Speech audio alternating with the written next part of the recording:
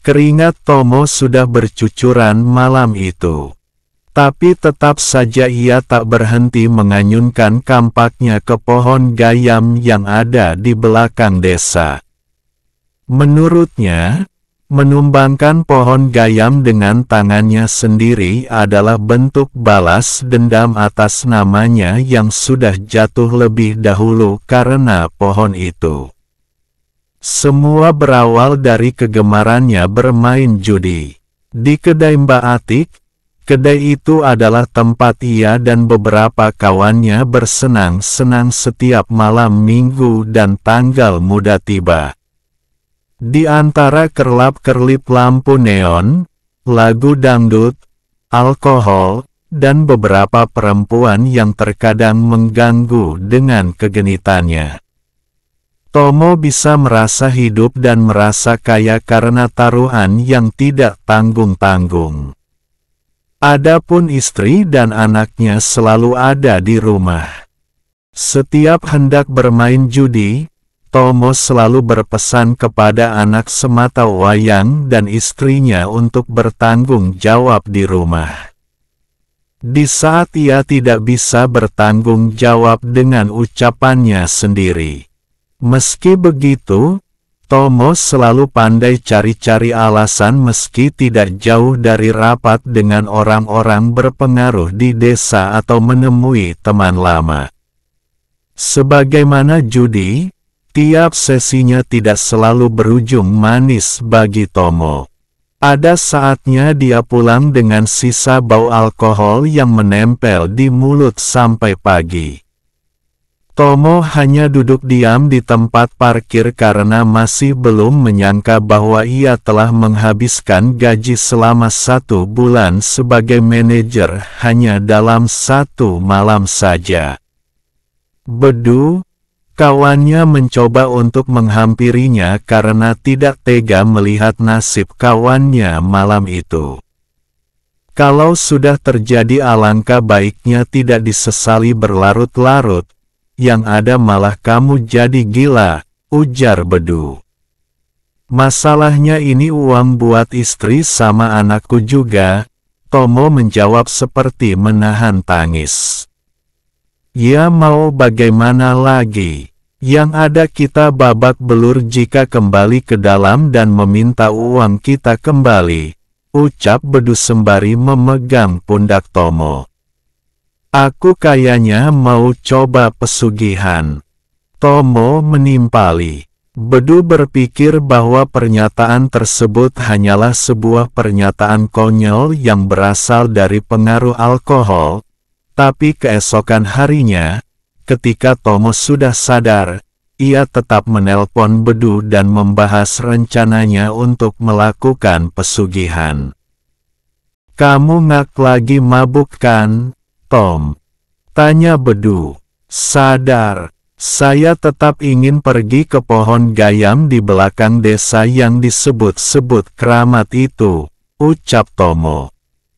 Di belakang desa mereka, terdapat sebuah pohon gayam yang ukurannya terbilang besar. Karena lokasinya yang berada di pinggir hutan, orang-orang tidak ada yang berani pergi ke sana sendirian. Kecuali bagi mereka yang percaya bahwa penunggu pohon tersebut bisa membantunya di segala urusan. Bermodalkan informasi yang ia kumpulkan dari orang-orang terdekat, Tomo pergi ke pohon gayam itu, di tangannya sebungkus burung gagak goreng, dupa, dan kembang yang diperuntukkan bagi penunggu pohon gayam. Sesampainya di pohon gayam, Tomo mengikuti apa yang diceritakan oleh rekannya atau Mbah Yatmo, dukun setempat yang menjadi rekan konsultasi. Tomo melihat sekeliling dan mendapati bahwa ia sendirian di tengah-tengah kegelapan. Hal itu membuatnya tidak terlalu khawatir untuk membuka semua seragamnya dan pakaiannya yang lain hingga menyisahkan kulit yang kedinginan. Selain itu, Ia menghidangkan burung gagak goreng yang dimasak Mbah Yatmo. Menaruh burung gagak goreng pada selembar daun pisang, menabur bunga, dan membakar kemenyan yang sudah ia bawa.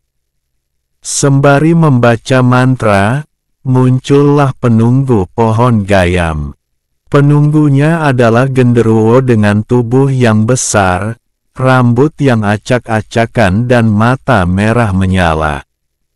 Hal yang paling mencolok yang dimilikinya adalah sepasang taring besar dan tajam di mulutnya.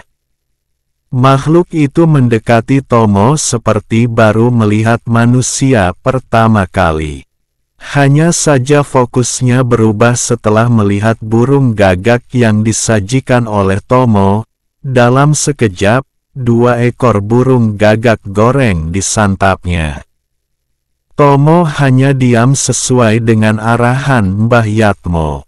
Ia diperintahkan Mbah Yatmo untuk menunggu genderuwo selesai makan. Ternyata benar apa yang dikatakan Mbah Yatmo. Genderuwo tersebut memberikan beberapa lembar daun pandan yang entah ia dapat dari mana. Setelah itu, ia kemudian menghilang, meninggalkan Tomo sendirian dalam keadaan telanjang. Daun pandan yang diberikan genderuwo itu adalah bentuk pembayaran atas burung gagak yang disajikan oleh Tomo. Mbah Yatmo mengambil daun pandan tersebut dan menyerahkannya kepada Tomo setelah ia ubah menjadi uang sungguhan. Berkat 2 ekor burung gagak goreng, Tomo mendapatkan uang yang berlimpah. Ia tidak tahu bahwa daun pandan dari genderuwo bisa berubah menjadi uang jutaan hanya dengan bantuan seorang dukun. Mendapatkan uang sebanyak itu, Tomo jadi semakin getol bermain judi. Tidak ada lagi kekhawatiran dari dirinya untuk bertaruh uang dengan jumlah besar karena ia tahu harus pergi kemana jika sudah kehabisan uang. Kebiasaan judi sudah semakin berkobar ketika ia menguasai meja judi selama beberapa minggu terakhir. Ia semakin rajin berbohong kepada istrinya demi bisa bersenang-senang dan mendapatkan uang banyak. Meski begitu, kebohongan yang busuk lama-kelamaan akan tercium juga, apalagi yang keluar dari mulut seorang peminum alkohol. Pada suatu hari, Tomo tidak menemukan istri dan anaknya di rumah. Motif kepergian istri dan anaknya baru ia ketahui dari sebuah surat yang mengungkapkan kekecewaannya yang begitu besar atas judi dan kebohongan yang biasa dilakukan Tomo. Awalnya Tomo berpikir bahwa istri dan anaknya akan kembali, hanya saja sudah lebih dari seminggu.